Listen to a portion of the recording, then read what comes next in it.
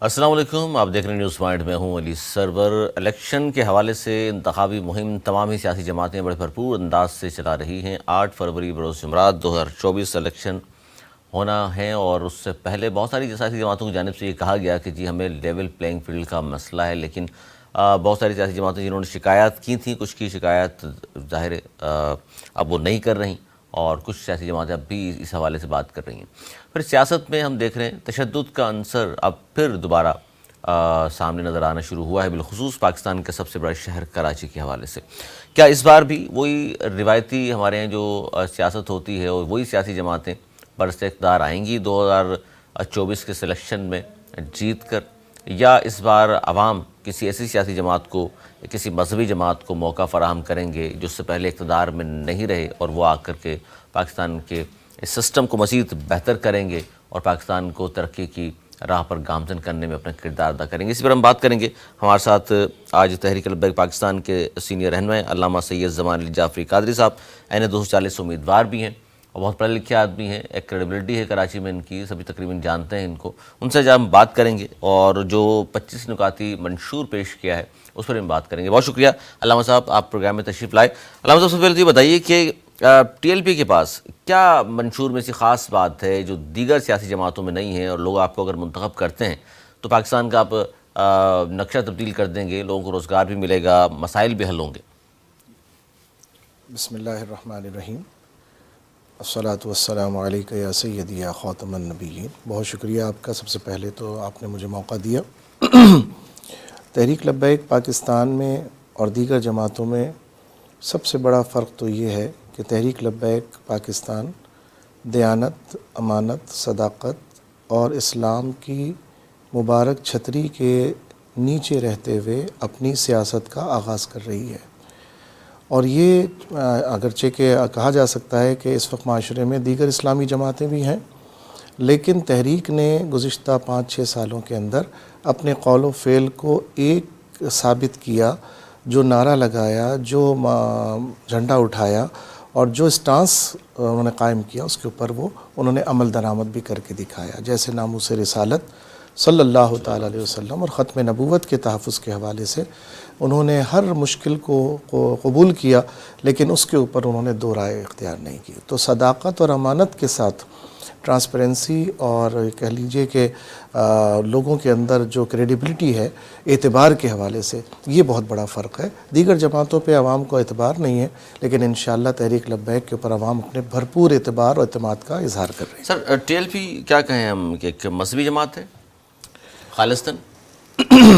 دیکھیے، مذہب اور سیاست کوئی جدا گانا چیزیں نہیں ہیں، تو سیاست مذہب کا ایک شعبہ ہے، اور یہ تو اسلامی سیاست انبیاء کرام کا ورثہ ہے، تو اس لیے ٹی ایل پی مذہبی جماعت بھی ہے، سیاسی جماعت بھی ہے، اور شعبے کے لحاظ سے اصل تو قوت جو ہے وہ مذہب ہے، اور پھر دنیا کے لحاظ سے اس کو نظام کو دیکھا جائے تو اس کو سیاست کہا جا سکتا ہے۔ سیاست کہا جا سکتا ہے۔ میں نے اس لیے سوال بھی کیا کیونکہ پاکستان کی جو 75 سالہ تاریخ ہے اس میں جب بھی الیکشن ہوئے ہیں تو مذہبی جماعتوں کو، ظاہر پاکستان میں 97-98% مسلمان بستے ہیں، لیکن مذہبی جماعتوں کو اتنا ووٹ نہیں پڑتا جتنا سیاسی جماعتوں کو پڑتا ہے، جو خالصتاً سیاسی جماعتیں ہیں، جو لبرل بھی اپنے آپ کو کہتی ہیں۔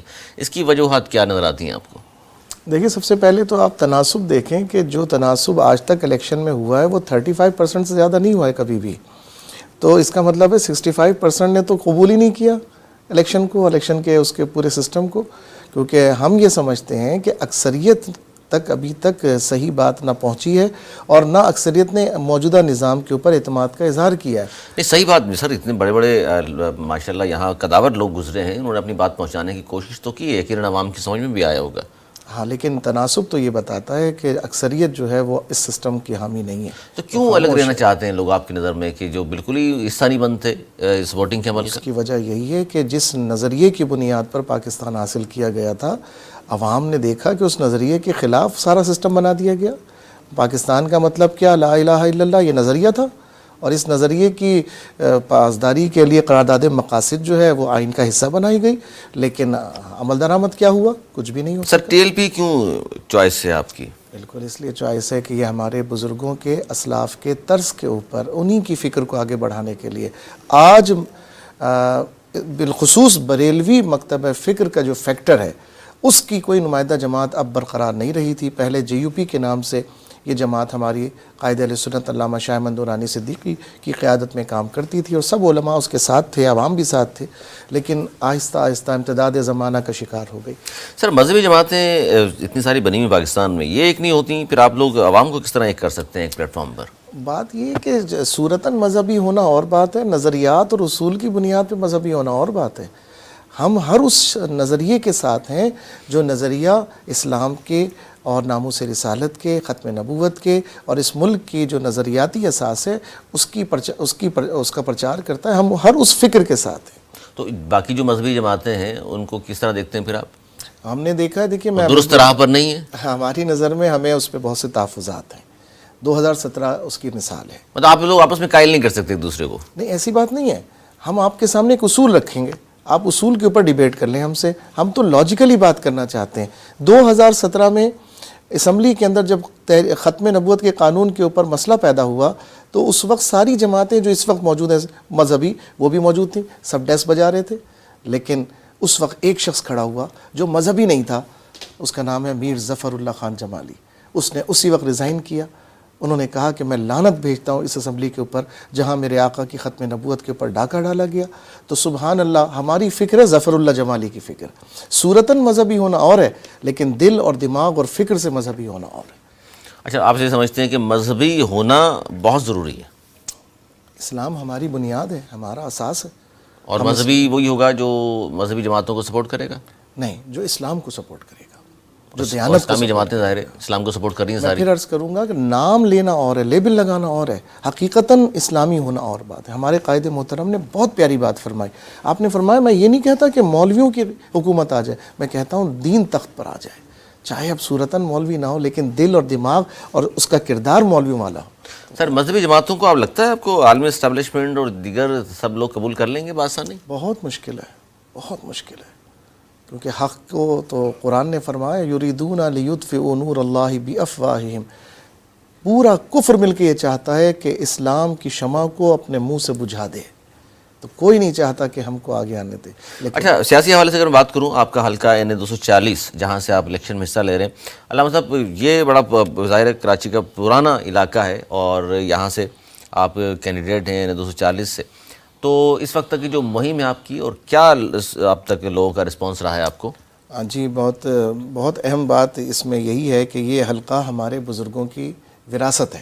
ہم یہ سمجھتے ہیں یہیں سے 70s میں قائد اہل سنت علامہ شاہ احمد نورانی صدیقی صاحب جیتے، اور یہیں سے 1985 میں مرد مومن مرد حق علامہ سید شاہ تراب الحق قادری وہ یہاں سے ون کر کے گئے، اور ماشاءاللہ ان کی سیاستوں نے ان کے دامن کو کرپشن سے ایسا پاک رکھا کہ جب ان کے جنازے اٹھے تو ان کے کفن اجلے تھے الحمدللہ۔ بالکل، دو رائے نہیں ہے اس میں۔ بس اسی حلقے میں اب ہم ان کے خدمت کے دعوے دار ہیں، جو ہم نے صحبت میں ان کی پایا ہے، انشاءاللہ ہم اپنے بزرگوں کے دامن کو داغدار نہیں ہونے دیں گے۔ اچھا، کراچی میں آپ جانتے ہیں پچھلے 35 سال سے ایک جماعت خاص طور پر برسر اقتدار بارہا رہی، ہر حکومت میں ہی رہی، اور اس بار بھی لگتا ہے یہ اگر جیت گئے تو پھر حکومت میں ہی ہوں گے شامل۔ ان کے ساتھ آپ کا سب سے 1 to 1 مقابلہ ہوگا، کیونکہ ارشد وارا صاحب ہیں وہاں سے، اور گو کہ وہاں پہ اس پارٹی کے بھی مانڈوی صاحب ہیں، سلیم مانڈوی والا صاحب، لیکن ظاہر ہے آپ کا اصل جو مقابلہ لگتا ہے بظاہر 240 پر تو وہ MKM پاکستان سے ہے۔ جی بالکل، یقیناً لوگوں کا ایک پرسیپشن بنا ہوا ہے یا ان کو پروپیگنڈا ایسا کیا گیا ہے کہ ان کو نظر آتا ہے، لیکن میں 2018 کے الیکشن میں بھی اسی حلقے سے کنٹسٹنٹ تھا، اور الحمدللہ میں نے ان تمام پارٹیز کو اللہ کے فضل سے میں نے لیڈ کیا، اور یہ سب میرے پیچھے تھے۔ انشاءاللہ یہ اب کچھ بھی کر لیں، یہ حلقہ انشاءاللہ تعالی پھر سے مذہبی قوتوں کا گڑھ بنے گا۔ اچھا، یہ ابھی جلسہ کیا تھا کچھ جماعتوں نے، ظاہر جماعت اسلامی نے بھی کیا، MKM پاکستان نے بھی کیا، اب آپ بھی جلسہ کرنے جا رہے ہیں۔ جی، اچھا، یہ جلسے میں جو کیا سمجھتے ہیں آپ کہ جس جماعت کا بڑا جلسہ ہوگا، ہم سمجھ لیں کہ جناب یہ شہر کراچی اسی کا ہے، یا آپ سمجھتے ہیں کہ اس سے کوئی زیادہ فرق نہیں پڑتا؟ بہرحال جلسے کی سیاست ایک اپنی جگہ حیثیت رکھتی ہے، لیکن یہ ضروری نہیں ہے کہ جس کا سب سے بڑا جلسہ ہوگا وہی ہو، کیونکہ بڑے جلسے ہم نے دیکھے ہیں کہ وہ پیسے دے کے بھی بھرے جاتے ہیں اور لوگوں کو لایا جاتا ہے، بیچارے بتیاں دیکھنے بھی آتے ہیں. تو اس کا مطلب یہ نہیں ہے کہ بہت بڑا جلسہ کر لیا تو وہ مدرسے کے بچوں کو بھر لیا آپ نے، یا اسکولوں کے لوگوں کو لیا یا سرکاری ادارے کے لوگوں کو لیا ہے. نہیں، انشاءاللہ گراؤنڈ ریئلٹی فیصلہ کرے گی. عوام میں جا کے آپ پوچھئے، انشاءاللہ تعالیٰ آپ کو پتہ چل جائے گا کہ تحریک لبیک کا کردار، تحریک لبیک پر اعتماد بہت مضبوط ہے. اچھا، آپ کی مہم جو چل رہی ہے بہت ساری سیاسی جماعتوں کی، پیپلز پارٹی، ایم کیو ایم نے بھی کہا، ان کا ایک گزشتہ روز ایک کارکن بھی ان کا جہاں بحق ہوا اور پیپلز پارٹی پہ انہوں نے الزام لگایا. اس طرح پھر پی ٹی آئی کے خلاف بھی بہت کچھ ہو رہا ہے، وہ الزام لگا رہے ہیں کسی اور پر. آپ کو تو مہم چلانے سے کوئی قدغن نہیں ہے آپ کے اوپر؟ روکا تو نہیں جا رہا؟ کوئی تنگ تو نہیں کیا جاتا آپ کو؟ اس میں ہمیں بہت سے مسائل کا سامنا ہے. ہماری تشہیری مواد کو کئی مقامات سے دیگر جماعتوں کے لوگوں نے بھی اس کو ہٹایا، اور بعض جگہ تو لوگ پکڑے گئے اور انہوں نے اعتراف کیا کہ ہم کو مطلب ٹاسک دیا گیا تھا، اور بعض لوگوں کو تو کیپچر کیا گیا کیمرے کے ذریعے کہ وہ ہٹا رہے تھے. تو ہمارے ساتھ بھی زیادتی کا مرحلہ تو جاری ہے. اس پر احتجاج کوئی آپ کی جانب سے؟ بالکل، ہم نے الیکشن کمیشن میں اس کا اعتراض جو ہے وہ داخل کر دیا ہے. باقی جو قانونی کارروائی، قانون ساتھ میں لے کے چلیں گے، ہم قانون ہاتھ میں نہیں لیں گے انشاءاللہ. تو اس پر خاص طور پر 240 پر میں اگر بات کروں، آپ کے اس حلقے میں آپ ظاہر بڑی منظم قسم کی مہم چلا رہے ہیں، آپ تمام چیزوں کو جانتے بھی ہیں، ظاہر ہے آپ یہیں کے رہنے والے بھی ہیں، تمام چیزوں کو دیکھا بھی آپ نے. کون سے بڑے ایسے مسائل ہیں جو لگتا ہے آج بھی آپ کو جو حل طلب ہیں، اگر آپ کو موقع دیا اللہ رب العزت نے تو اس علاقے سے منتخب ہونے کے بعد، کون سے ایسے مسائل ہیں جس پر آپ سمجھتے ہیں کہ زیادہ فوکس کرنے کی ضرورت ہے؟ دیکھیے، یہ جو حلقہ ہے یہ کراچی کا سب سے زیادہ اس حوالے سے اہم ترین حلقہ ہے کہ یہ حلقہ پورے پاکستان کو گوڈ سپلائی کا ایک مطلب ہب ہے. یہاں سب سے زیادہ امیر طبقہ جو ہے کہہ لیجئے اس کا کاروبار ہے، اور یہ اولڈ سٹی ایریا، یہاں ہر قسم کے کاروبار کا ہول سیل انتظام یہاں موجود ہے. لیکن حالت یہ ہے کہ کیچڑ میں آپ کو اپنے پائچے بچانا مشکل ہو جائے گا. یعنی 76 سال ہو گئے، جو علاقہ ایک لحاظ سے پورے پاکستان کو سپلائی کر رہا ہے، وہ علاقہ جو ہے اس کی حالت دیگر گوں ہے. پانی، بجلی، گیس، گٹر، سڑک، آپ جہاں چلے جائیں وہی ہے. بہت زیادہ دیگر گوں حالات ہیں. تو انشاءاللہ تعالی ہماری توقع اور تمنا اچھا، یہ مسائل سر آپ کی گورنمنٹ آئے گی تو آپ حل کر سکیں گے، یا صرف آپ منتخب ہوتے ہیں تو آپ بھی ان کے لیے کوشش کر سکتے ہیں، لیکن پھر وہی بات آ جائے گی کہ پھر تنہا آدمی، یا آپ کے کچھ سیٹیں اگر یہاں سے ہوتی بھی ہیں اور سندھ گورنمنٹ میں آپ شامل نہیں ہوتے تو پھر کس طرح ان کی بہتری آئے گی زندگی میں جہاں سے آپ جیتیں گے؟ انشاءاللہ اس بات پہ بالکل ہماری تحریک اور تنظیم کا ورکنگ جاری ہے، اور ہم یہی سسٹم کو تبدیل کرنا چاہتے ہیں کہ جو جیتتا ہے بس وہی کام کرا لیتا ہے، جو بیچارہ اپوزیشن میں ہوتا ہے وہ صرف چلاتا رہتا ہے. لیکن نہیں، انشاءاللہ ہماری پوری کوشش ہے کہ ہم وسائل کی تقسیم کے اوپر کم از کم ایسا چیک اینڈ بیلنس کر دیں کہ اگر حکومت خرچ کرے، چاہے وہ کوئی بھی اقتدار میں آئے، ہم آئیں تو الحمدللہ ہم، اور اگر کوئی دوسرا بھی آتا ہے تو ہم اپوزیشن میں رہتے ہوئے کم از کم تقسیم کو جو ہے وہ منصفانہ بنا سکیں. سر، آپ نے منشور میں لکھا کہ آپ سودی نظام کا بھی خاتمہ چاہتے ہیں. کیا متبادل ہے آپ کے پاس اس کا؟ اسلام. کس طرح چلائیں گے سر دنیا بھر کے ساتھ معاملات آپ؟ جی انشاءاللہ ہم اپنی شرائط کے اوپر چلائیں گے انشاءاللہ تعالی. مطلب ایک قرض میں جکڑا ہوا ملک ہے، جی، اور آئی ایم ایف کا قرض دار ہیں ہم، نہ جانے کن کن بینکوں کے قرض دار ہیں، عالمی بینکوں ہم کے. سب سے پہلے قرض کو اتاریں گے، کیونکہ ہم سمجھتے ہیں کس کہ طرح اتاریں گے؟ کوئی کرپشن کو پلان روک کوئی کر. آپ کے پاس جس کی سمجھتے ہوں آپ کے فیکٹریاں لگیں گی، روزگار ملے گا لوگوں کو، ایکسپورٹ بند کر دیں گے، امپورٹ ہوگی، کیا کچھ کریں گے آپ؟ دیکھیے، ہم آپ میڈیا کے دیے ہوئے اگر فیگر کے مطابق ہی بات کریں تو سن 2012 میں نیب کے سربراہ ایڈمرل ریٹائرڈ فصیح الدین بخاری صاحب تھے غالباً، انہوں نے فرمایا تھا کہ اس ملک میں روزانہ 10 ارب روپے کی کرپشن ہوتی ہے، ٹھیک، مہینے کی 36 ارب کی، مہینے کی 360 ارب کی، اور آپ اندازہ سال کی پورے آپ لگا لیں 360 ارب کی ہو جاتی ہے، 36 کھرب کی ہو جاتی ہے. تو آپ کا اگر بجٹ کا حساب لگا لیں تو اس میں آپ کتنا قرضہ واپس کرتے ہیں، کتنا اس پر سود دیتے ہیں. اگر یہی کرپشن رک جائے تو ہمارا قرضہ بھی اتر جائے اور ہمارا اس پر سود کا معاملہ بھی ختم ہو سکتا ہے. ہم یہ پیسہ چند سالوں کے اندر اتار کر اسی پیسے سے اپنے ملک کے مفاد کے لیے کام کر سکتے ہیں. آپ صرف یہ کہہ رہے ہیں کہ جی جو یہ یہاں پر کرپشن ہو رہی ہے اس کو روک کر کے سب کچھ کر لیں گے آپ؟ مطلب یہ بنیادی چیز ہے. اس کے ساتھ ساتھ پھر انڈسٹریز کا قیام ہے اور لیکیج کو روکنا ہے. اس کے ساتھ لوگوں کے لیے معاشی معاملات پیدا کرنا، ذرائع معاشت کے ذرائع پیدا کرنا. انشاءاللہ جب پازیٹیوٹی ہوتی ہے تو لوگوں کا اعتبار بڑھتا ہے. ابھی دیکھیے بہت سے لوگ یہ کہتے تھے کہ لوگوں نے پیسہ چھپا لیا ہے, اپنا دبا لیا ہے, لیکن جب اعتبار ہوگا گورنمنٹ پر لوگ پیسہ نکالیں گے, اور جب پیسہ مارکیٹ میں سرکولیٹ کرے گا تو لوگوں کو روزگار میسر آئے گا انشاءاللہ. اور آپ نے کہا کہ جی ٹیکس نظام میں بھی فوری اصلاحات کی جائیں گی. جی انشاءاللہ. سر یہ تمام آپ کے پاس پلاننگ موجود ہے کہ اگر آپ کے پاس اگر لوگ آپ کو جتوانے میں دیتے ہیں تو آپ آئیں گے اور آ کر اس نظام کو تبدیل کرنے کے لیے آپ کے پاس پلاننگ موجود ہے, اب شروع کر دیں گے آپ؟ بالکل, ہم نے تو اس میں پوری اپنی ایک شیڈو کابینہ بھی تیار کی ہوئی ہے, اور اس پر ورکنگ ہماری شورا کے اوپر جاری ہے. الحمدللہ ہمارے پاس ہر شعبہ ہائے زندگی سے تعلق رکھنے والے ماہرین کی پوری جماعت موجود ہے, اور دیکھیے گا جب موقع ملے گا تو ہم انشاءاللہ تعالیٰ سرپرائز دیں گے.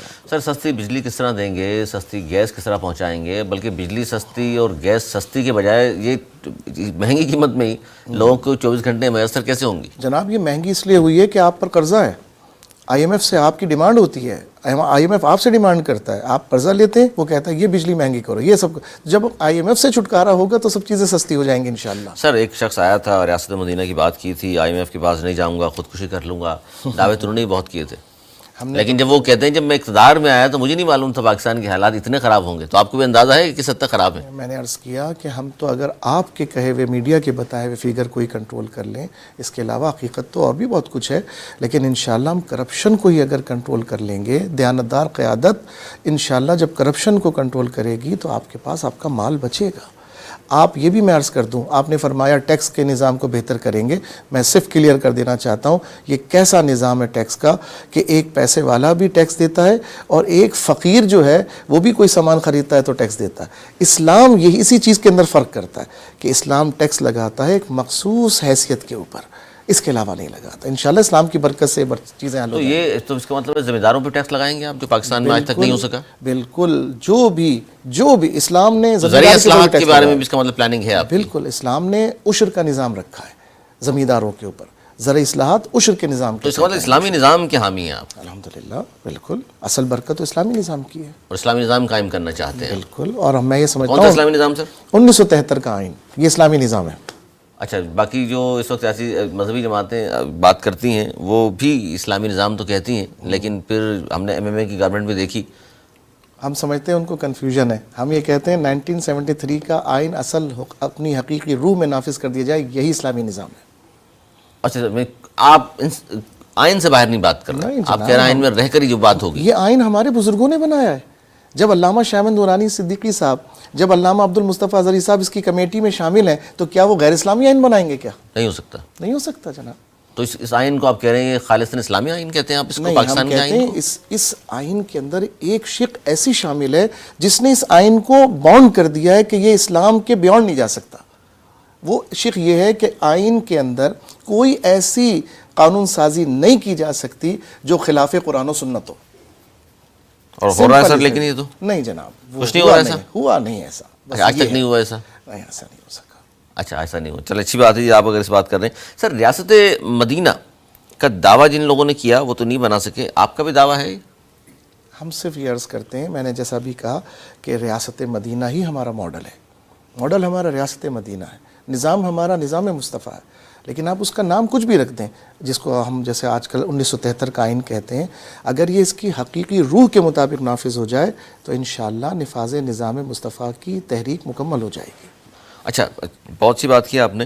اب تھوڑا سا میں چاہوں گا اس پر بھی کہ ظاہر ٹی ایل پی کے حوالے سے آپ نے دھرنے بھی دیے ہیں, آپ نے مارچ بھی کیا کراچی سے لے کر لاہور, اسلام آباد, پورے پاکستان میں لوگ نکلے بھی آپ کے ساتھ بھی تھے.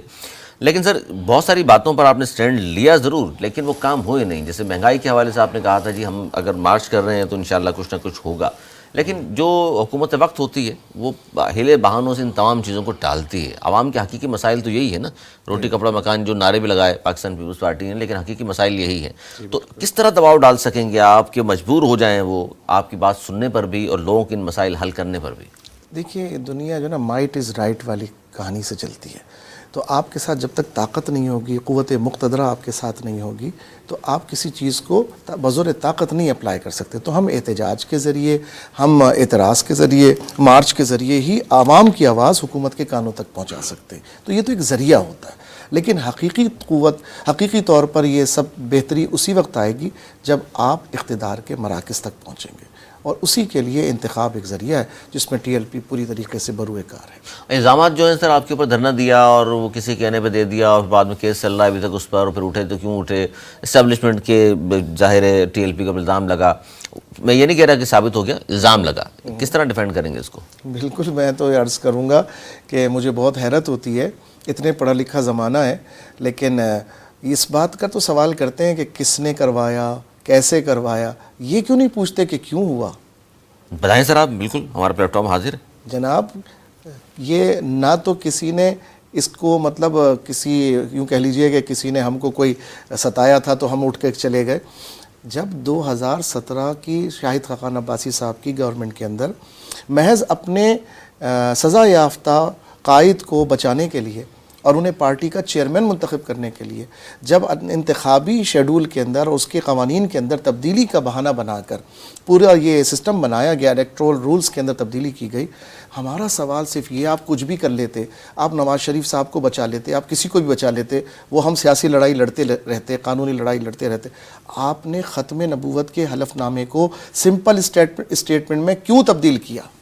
اس سوال کا جواب کہ آج تک کسی فلاسفر نے دیا ہم کو، کسی چیف جسٹس صاحب نے دیا، کسی اور صاحب نے دیا؟ نہیں دیا۔ ہم کہتے ہیں پہلے ہمارا مدعا تو سنو، ہمیں آخر اس دھرنے کے اوپر کس نے اکسایا ہے؟ وہ اس بات نے اکسایا جب احتجاج نے آپ کو نہیں سمجھایا، جب وہ ماشاءاللہ وزیر قانون صاحب اسمبلی میں کھڑو کے کہتے ہیں مولاناؤں کو نا انگلش نہیں آتی پڑھنی، اس لیے وہ قانون سمجھ نہیں سکے۔ اچھا ہم بے وقوف تھے؟ جتنے سارے دوسرے تھے وہ سارے بے وقوف تھے؟ میر ظفر اللہ خان جمالی صاحب بے وقوف تھے؟ وہ پاکستان کے ایکس پرائم منسٹر رہ چکے تھے، وہ چھوٹی موٹی شخصیت نہیں تھے، لیکن آخر کیوں انہوں نے یہ بات کہی کہ ختم نبوت کے قانون پہ ڈاکہ ڈالا گیا؟ یقیناً کچھ کیا گیا تبھی تو اس کا ریئیکشن ہے۔ میں حیران ہوں دنیا کے اس ڈبل اسٹینڈرڈ کے اوپر کہ ریئیکشن کے اوپر اعتراض کرتے ہیں، ایکشن کے اوپر کوئی اعتراض نہیں کرتا، کہ جس کے ریئیکشن میں مطلب معاملات ہوتے ہیں، جس نے کیا وہ تو معصوم بن جاتا ہے، وہ بالکل بھولا بن جاتا ہے، بچہ بن جاتا ہے، اور جو اس کا ریئیکشن دکھا رہا تھا اس کو سارا سب لوگ، یعنی بچپن سے ہم دیکھتے چلے آئے فلسطینی جو ہیں وہ بیچارے پتھر مار رہے ہیں، او پتھر مارنے والے ظالم ہیں، دہشت گرد ہیں، فلاں۔ خدا کے بندے پتھر مارنے پہ اکسایا کس نے؟ اس نوبت پہ لایا کون؟ وجہ کیا بنی؟ ظاہر سی بات ہے اس وجہ کو دور کیا کے جائے۔ اوپر آپ بات کریں، روٹ کاز پہ جائیں آپ۔ اس کی یہی مشرف صاحب کا یاد ہوگا آپ کو کہ جب انہوں نے ہندوستانی صحافیوں سے بات کی تو وہ یہی اوپر کے میک اپ پہ بات کر رہے تھے، انہوں نے کہا بھائی آپ بنیاد کے اوپر آئیے، یہ بتائیں کشمیریوں کو آخر احتجاج کے اوپر کس نے اکسایا ہے؟ اس پر کیوں نہیں بات کرتے آپ نے قبضہ کیا، UN کی ریزولوشنز ہیں اس کے اوپر، لیکن آپ اس کو سب کو بھلا کر۔ اچھا ایک معاہدہ بھی ہوا سر، اس میں فرانس کا سفیر کو ملک بدر اور بہت ساری باتیں لکھی گئی تھیں جو کہ پوری گورنمنٹ نے نہیں کی، لیکن آپ کی طرف سے ریئیکشن نہیں آیا پھر؟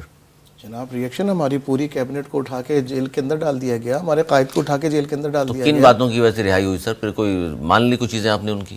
نہیں، انہوں نے یہ بہانہ ہمارا کہ ہم ریزولوشن کو پیش کریں گے، قرارداد کو پیش کریں گے اور اس کے اوپر اس کا پیش نہیں کرائی کی؟ جائے گی۔ نہیں، قرارداد پیش کی گئی، پرائیویٹ ممبر کے ذریعے قرارداد پیش کی گئی، اس پر پورے 2 دن بحث ہوتی رہی۔ اس میں راجہ پرویز اشرف صاحب کی تقریر مجھے آج تک یاد ہے، انہوں نے اپنے عشق کا اظہار فرمایا اور بہت سے مسلمان لوگوں نے اپنے عشق کا اظہار، انہوں نے مانا کہ بات تو صحیح ہے۔ جب فرانس کے صدر نے سرکاری طور پر ہمارے آقا علیہ السلام کی گستاخی کی ہے تو سرکاری طور پر ہی تو اس کا جواب دینا چاہیے۔ ہم یہی تو کہتے ہیں۔ ابھی ایران سے ذرا سا مسئلہ ہوا، بتائیے سفیر بلایا گیا کہ نہیں بلایا گیا؟ چھوٹا سا مسئلہ، لیکن سفیر بلا لیا گیا۔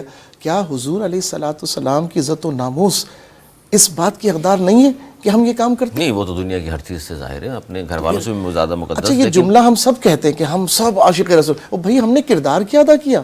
کوئی یہ بھی تو پوچھے۔ یہ تو صرف ایک تحریک لبیک تھی جس نے اپنا غیرت ایمانی کا کردار ادا کیا۔ دیکھیے اب اسلامی، اب اس سے پہلے بھی پاکستان کی 70 سالہ تاریخ میں کوششیں ہوئی ہیں، آپ بھی اچھی بات ہے کوششیں کر رہے ہیں، اور کون نہیں چاہے گا دل سے، صدقے دل سے کہ جی مذہبی نظام یہاں آ جائے اور اللہ رسول کا جو نظام ہے۔ لیکن جو شروع میں نے آپ سے کہا تھا انٹرنیشنل اسٹیبلشمنٹ کے حوالے سے، تو آپ کو بھی علم ہے کہ یہ آنے نہیں دیے جائے گا، لیکن آپ اپنی کوششیں ظاہر جاری رکھیں گے۔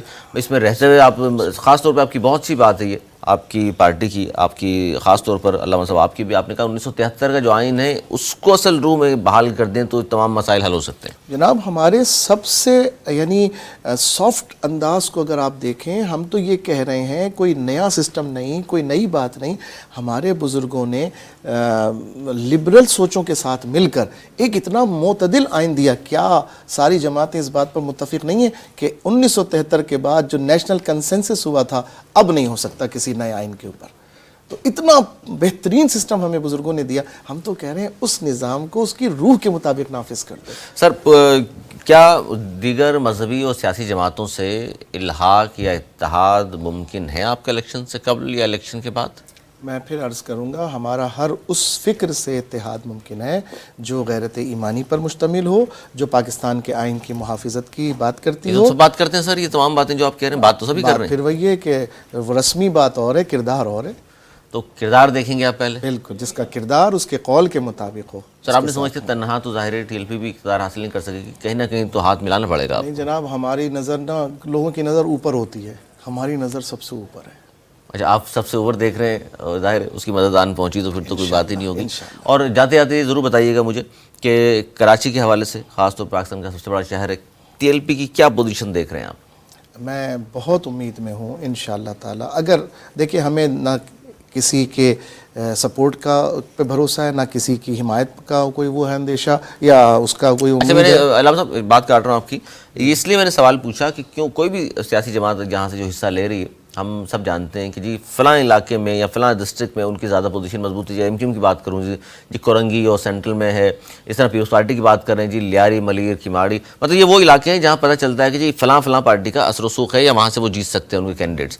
آپ کراچی میں کون سی سیٹیں جہاں سے بہت زیادہ پر امید ہیں آپ؟ ویسے تو ظاہر سب جگہ کھڑا کیا آپ نے، لیکن کچھ سیٹیں ہوتی ہیں نا جہاں آپ کو لگتا ہے کہ نہیں یار یہ تو بہت زیادہ ہم پر امید ہے یہاں سے کامیابی کی. دیکھیے ماشاءاللہ کراچی ایک بہت بڑا شہر ہے. جیسے 240 پہ میں جانتا ہوں آپ کی پوزیشن ماشاءاللہ بڑی مضبوط ہے. اس کے علاوہ ماشاءاللہ جہاں بھی زیادہ تر غریب آبادی ہے وہاں دین کی محبت زیادہ موجود ہے. پیسے والوں کو آپ کہہ رہے ہیں کہ دین کی محبت نہیں ہوتی ان میں؟ وہ ڈرتے ہیں دین کے آنے سے.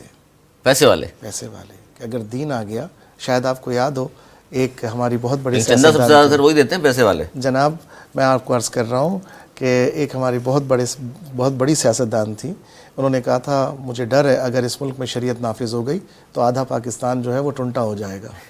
صحیح بات ہے. تو شریعت والی پھر سزائیں بھی ہوں گی، ہونی چاہیے. تو کتنی سیٹوں میں سر پوری امید ہے؟ تاکہ یہ آپ کا آج کا جو انٹرویو نا ہمارے ریکارڈ پر رہے کہ آپ آئے تھے علامہ سید زمان الجعفری صاحب اور انہوں نے کہا تھا اتنا ہوگا منصفانہ انداز سے الیکشن ہوتے ہیں.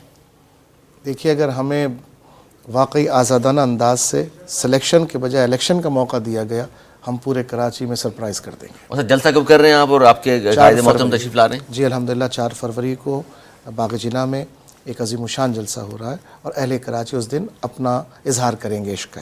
اپنے عشق کا اظہار بھی کریں گے اور تشریف لا رہے ہیں جی یہاں. ظاہر ہے بہت شکریہ علامہ سید زمان الجعفری قادری صاحب. گفتگو آپ نے سنی ناظرین، خاص طور پر منشور بڑا اہم ہے اور جس طرح کی گفتگو کی ہے علامہ صاحب نے وہ بہت اہم ہے. ریاست مدینہ یہ بھی چاہتے ہیں، دعویٰ نہیں کر رہے لیکن یہ بھی چاہتے ہیں، ظاہر اسلامی نظام اگر چاہ رہے ہیں تو ریاست مدینہ بھی ہوگی.